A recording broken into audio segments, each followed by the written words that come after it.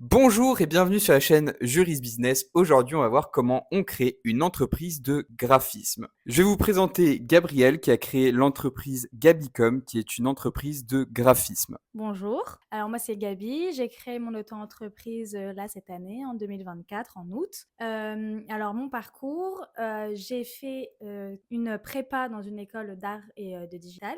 Ensuite j'ai fait 3 ans en communication visuelle dans la même école et je me suis lancée un mois après en entreprise individuelle. Alors, la problématique quand tu te lances comme graphiste, c'est que j'imagine que dans ton école, en fait, t'as pas eu vraiment les clés pour savoir comment te lancer, c'est-à-dire l'aspect pratique de la chose. Oui, ouais, on nous explique beaucoup, voilà, la partie artistique, théorique, et cetera. Mais c'est vrai que, bah, on nous donne pas vraiment les clés ensuite pour, affronter, on va dire, le vrai monde et Pour créer ton entreprise, tout simplement, en fait. oui. Allez, toi, tu me poses des questions, moi je dis oui. Prise, quelle démarche administrative il faut faire, quelles sont les obligations. Du coup, toi, aujourd'hui, ce que tu as fait, c'est que tu as créé une micro-entreprise, c'est ça? Oui, c'est ça. Et est-ce que ça se passe bien? Oui, ça se passe bien. Bah, je suis ma propre patronne et ma propre salariée. Donc oui, oui, ça se passe très bien. C'est beaucoup de démarchage pour trouver les clients et tout, mais c'est vraiment cool. Est-ce que tu as eu du mal au début avec toutes les démarches administratives et comptables, etc.? Oui, c'était un parcours assez difficile. Il faut pas lâcher, parce que, bah, voilà, comme on le sait, dès que ça touche à l'administration et tout, c'est très long. Les réponses, elles sont longues. Bah, surtout, il y a plein de choses, qu'on nous dit pas, comme je disais, à l'école. Il y a plein de choses, qu'on découvre au fur et à mesure. Par exemple, avoir, une assurance pro, c'est quelque chose que j'ai découvert, bah, 1 mois après, Ouais. voilà, c'est quand même la base. Le compte bancaire pro Le aussi que compte tu dois voilà. ouvrir, la comptabilité que tu dois C'est enregistrer, ça. etc. Comment Donc, faire les factures, ouais. et cetera, faire des devis et tout. Tout ça, c'est des choses que c'est vrai, on nous apprend pas. En tout cas, dans mon cursus à moi, on me l'a pas appris et ouais, c'est important. Bah, même par exemple, je pense, à l'URSSAF, ça c'est pareil, hein, on nous a pas dit qu'il y avait un pourcentage différent qu'on pourrait avoir la première année. Des choses, voilà, comme ça que tu découvres au fur et à mesure ou si tu as des gens, dans ton entourage qui ont créé déjà leur auto-entreprise ou s'il y a des chaînes, comme ça, qui peuvent, enseigner. Bah, pour tous ceux qui vont vouloir créer une entreprise de graphisme, on va le faire directement. Je vais vous accompagner. On va faire ça tout de suite. Alors, comme d'habitude, pour créer sa micro-entreprise, donc là, on veut créer une micro-entreprise de graphisme pour être graphiste. Comment est-ce qu'on va faire? On va se rendre pour la faire gratuitement sur le site de l'INPI. Et sur le site de l'INPI, on va venir ici dans la partie guichet unique, cliquer sur accéder au guichet unique et sélectionner l'une des 3 options qui nous permettent de nous connecter sur le guichet unique. Si vous n'avez pas de compte, vous pouvez créer directement votre compte sur le guichet unique.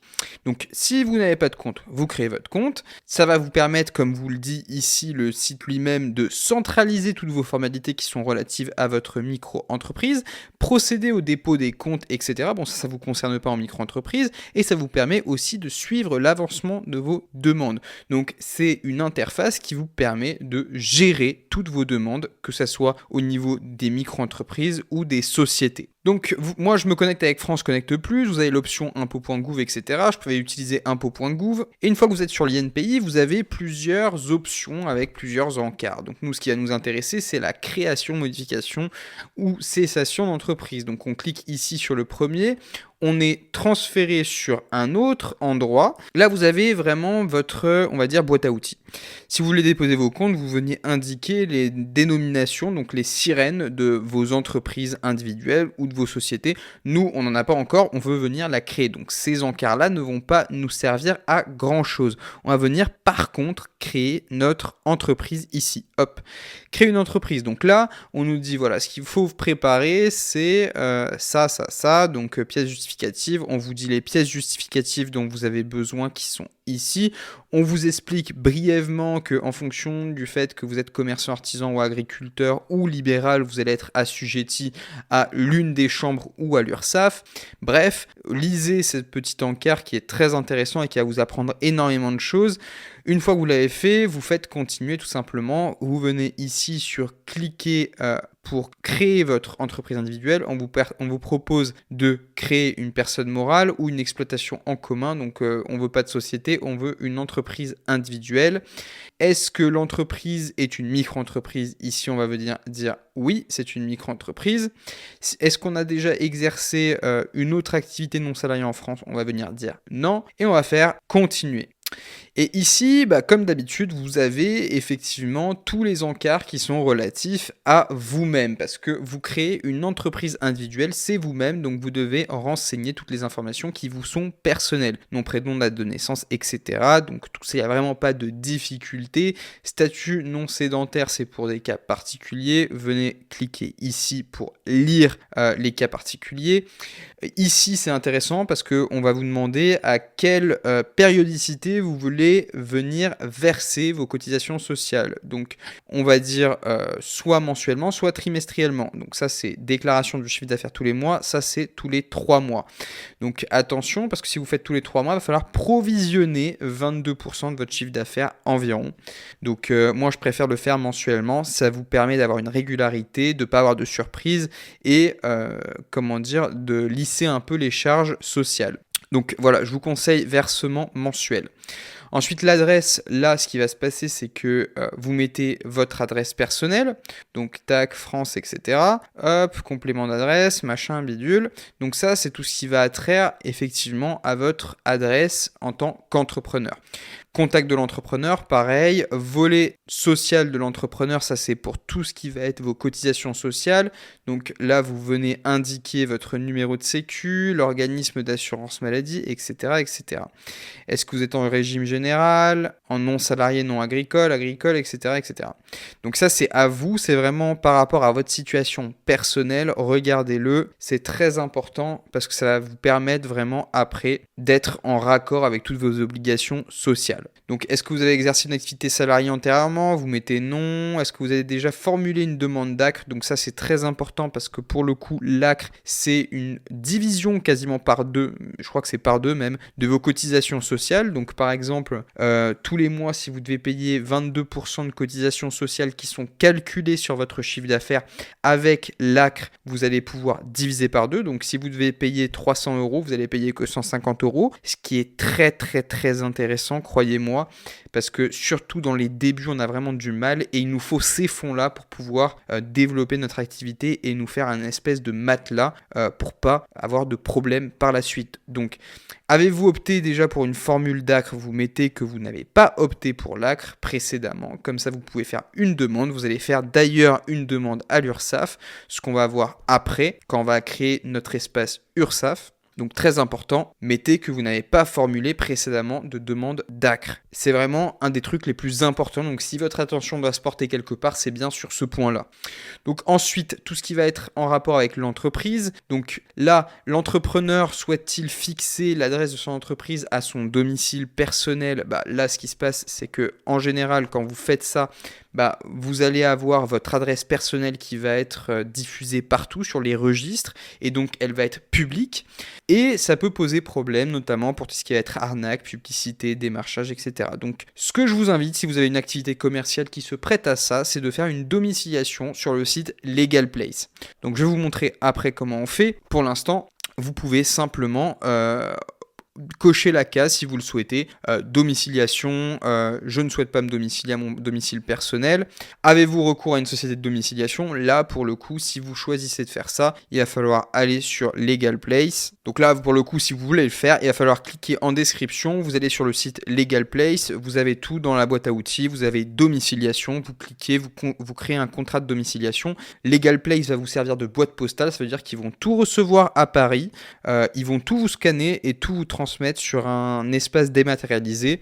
Ce qui est avantageux aussi, c'est que vous allez payer beaucoup moins de cotisations foncières des entreprises tous les ans, parce que à Paris, la cotisation foncière des entreprises, elle est beaucoup moins élevée. En plus de ça, vous avez une adresse qui est plus prestigieuse. Au lieu d'être domicilié, je sais pas moi, en Normandie, non pas que j'ai quelque chose contre la Normandie, mais que c'est plus prestigieux d'être domicilié quand même, dans tous les cas, à Paris. Vous serez domicilié exactement à l'adresse qui est 60 rue François 1er à Paris. Donc là, vous allez recevoir tous les courriers, etc. Et puis ça va vous permettre évidemment de garder votre adresse privée. Donc là, si vous faites le choix effectivement de la domiciliation, vous mettrez le sirène de l'entreprise domiciliataire, donc celle qui va vous permettre de vous domicilier, et la dénomination. Donc le sirène ici de Legal Place et sa dénomination, donc ici simplement Legal Place. Contrat d'appui, c'est pas pour nous. Composition, ajouter un représentant, donc là vous rajoutez vous-même puisque c'est vous qui engagez l'entreprise. Insaisissabilité, ça c'est aussi important, vous avez une insaisissabilité de plein droit de la résidence principale, donc ça pour le coup, avez-vous fait une déclaration de renonciation d'insaisissabilité, vous mettez que non, parce que vous ne voulez pas que votre résidence principale soit saisissable par vos créanciers, si vous avez des problèmes, etc., votre résidence principale sera protégée, vous ne faites pas de déclaration d'insaisissabilité, sauf ceux qui souhaitent la faire, parce qu'ils vont par exemple vouloir la donner en sûreté à une banque, à un organisme de crédit, etc. par exemple. Ensuite, c'est aussi la possibilité de le faire pour vos résidences secondaires. Donc là, vous avez 2 encarts, un pour la RP et un pour les résidences secondaires. Si vous en avez, vous déclarez ici. Établissement. Donc là, l'établissement, on va dire que c'est notre établissement principal. On va lui mettre, si on veut, un nom commercial. C'est le nom qu'on va pouvoir mettre sur nos documents officiels. C'est le nom sous lequel l'activité de l'entreprise, elle est connue. C'est un nom commercial qui est facultatif. Il n'implique pas forcément la qualité de commerçant. Ça veut dire que tous les professionnels peuvent l'utiliser. Là, franchement, c'est pas compliqué. Vous allez voir, c'est tout écrit. Là, ce que je vous dis, c'est pas inventé. C'est directement écrit dans l'encart. Donc, c'est pas parce que vous mettez un nom commercial que vous êtes commerçant. Attention, c'est très important. Ensuite, l'adresse de l'établissement. Du coup, si vous avez pris la domiciliation chez Legal Place, ça sera l'adresse qu'il faudra rentrer ici. Donc, le 60 rue François 1er à Paris. Complément de localisation si vous le voulez. Salarié, si vous employez des salariés. En micro-entreprise, on n'emploie pas de salariés. Ensuite, activité, là, du coup, ce qu'on va faire, c'est venir sélectionner l'activité qu'on va exercer dans notre entreprise avec le fait que c'est une activité principale ou non, la date de début. Elle est-elle exercée de manière ambulante? Donc ça, c'est des cas particuliers. Attention, c'est pas juste le fait de se déplacer. Est-elle exercée de manière saisonnière ou permanente? Bah là, du coup, nous, on va l'exercer de manière permanente sur l'ensemble de l'année. Et là, c'est la catégorisation de l'entreprise. Donc pour les graphistes, d'abord, c'est un service. Ensuite, c'est un service qu'on va venir définir plus précisément. Donc là, regardez, en fait, tout simplement sur la deuxième catégorie, vous venez dans activités spécialisées, scientifiques et techniques. Vous voyez que c'est hyper large. Franchement, j'ai mis du temps à trouver.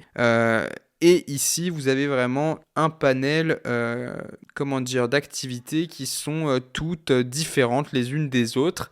Et parmi celles-là, vous avez l'activité de graphique et design. Activité graphique et design ou activité photographique, etc. Mais voilà, pour moi, celle qui correspond à graphiste, c'est beaucoup plus celle-là. Donc une fois que vous avez ça, vous avez une 4e sous-catégorie. Et là, vous avez activité spécialisée de design, travaux, préparation d'impression, graphisme, décoration, activité graphique non classée. Donc moi, ce que je ferais tout simplement ici, c'est par exemple activité spécialisée de design. Et on vous dit voilà que vous déclarez une activité de forme libérale. Donc ici, on vous propose artiste-auteur. Ici, on a un lien graphiste indépendant. Bon, je ne vais pas rentrer, mais concrètement, on nous dit seuls les revenus déclarés et imposés en bénéfices non commerciaux BNC doivent être déclarés auprès de l'URSSAF des artistes-auteurs. Donc bon, là, c'est quand même une partie assez technique. Je vous invite vraiment à regarder ma vidéo sur les BIC, BNC, etc. Comment déterminer quel type de revenus on perçoit, etc. Mais bon, pour le coup, là, on va se mettre artiste-auteur parce que certains revenus qui attrait à la catégorie des BNC vont devoir être déclarés à l'URSSAF en tant qu'artiste-auteur et d'autres, ceux qui sont commerciaux, industriels et commerciaux, les BIC, doivent être déclarés différemment sur le site autoentrepreneur.ursaf.fr qu'on va créer après. Donc ici, origine, donc là, on s'est perdu un petit peu, mais concrètement, on est dans une création d'entreprise. Nom de domaine, donc là, si vous avez un nom de domaine sur Internet, vous le mettez. Option fiscale, optez-vous pour le versement libératoire. Donc en même temps que vous allez payer vos cotisations sociales, si vous faites ça, vous allez verser une partie de votre impôt sur le revenu. Donc là, vous pouvez le faire ou ne pas le faire en fonction de ce que vous voulez. Et attention, il y a des conditions de chiffre d'affaires que je vous invite à regarder dans une vidéo qui détaille tout sur le revenu libératoire, le versement libératoire, pardon, que j'ai fait sur ma chaîne, donc vous pouvez aller regarder également. Ensuite, en termes de pièces jointes, là, vous avez toutes les pièces jointes à mettre. Donc, en fonction du type d'activité, là, pour le coup, vous mettez. Mais grosso modo, voilà, c'est les pièces qui sont relatives à l'entreprise domiciliataire, donc legal place, etc., représentant ou mandataire. Donc ça, voilà, c'est vous. Votre pièce d'identité ou votre procuration ou quoi que ce soit, tout ça, vous l'inscrivez, vous le mettez. Vous pouvez faire des observations éventuellement, donc voilà, et dire que vous ne consentez pas à la mise à disposition de vos données personnelles, etc. Vous mettez les informations pour vous joindre. Et ici, vous avez un récapitulatif qui vous permet de regarder si vous avez bien rempli tous les champs d'information. Voilà, ça c'est pour la création sur le site de l'INPI. Maintenant, si vous voulez créer sur Legal Place votre micro-entreprise, la procédure est beaucoup plus simple. Là, vous allez directement sur création d'entreprise, vous allez sur auto-entreprise. Souhaitez-vous créer une activité artisanale? Non, c'est pas une activité artisanale, ça on le sait, c'est une activité qui est libérale, on l'a vu tout à l'heure. On veut dire dès que possible. Avez-vous déjà été auto-entrepreneur? On met non. On nous propose de créer une SASU, donc c'est une société, nous on veut créer une micro-entreprise. Créer la micro-entreprise, on veut être domicilié chez eux par exemple. Et là, on va avoir plusieurs possibilités. Donc nous, ce qu'on veut, c'est être consultant et freelance. Donc là, hop, on va dire ça, par exemple. On va venir mettre notre adresse, notre domicile, le mail. Ils vont revenir vers nous et du coup, on va pouvoir préciser tout ça et ça va être beaucoup plus rapide et beaucoup plus simple parce que c'est eux qui vont s'occuper vraiment de définir tout correctement. Vous avez à vous soucier de rien du tout. Donc voilà, c'est tout pour cette première partie de la vidéo. J'allais conclure ici, mais c'est pas le cas parce que une fois que vous avez créé votre micro-entreprise, là, il faut aller sur autoentrepreneur.ursaf.fr. Et une fois que vous aurez reçu par courrier tous les trucs, toutes les informations de votre entreprise, vous allez pouvoir créer votre espace parce qu'on va vous demander sirène, etc. Et ici, vous allez avoir les échéances en cours. Donc vous voyez en fait ici que j'ai une échéance en cours. Concrètement, ça correspond à un mois. Ou un trimestre en fonction de ce que vous avez choisi. Je vous rappelle, tout à l'heure, on a fait l'option mensuelle. Moi, je suis en mensuel. Ça veut dire que tous les mois, je vais déclarer mon chiffre d'affaires ici.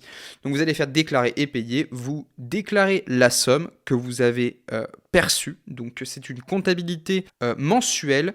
Donc, ça veut dire que moi, je vais sur mon compte bancaire professionnel et je sélectionne la période voulue et je comptabilise tout simplement. Mon chiffre d'affaires global, je déduis rien, je comptabilise tout. Et ici, je vais venir déclarer la globalité du chiffre d'affaires.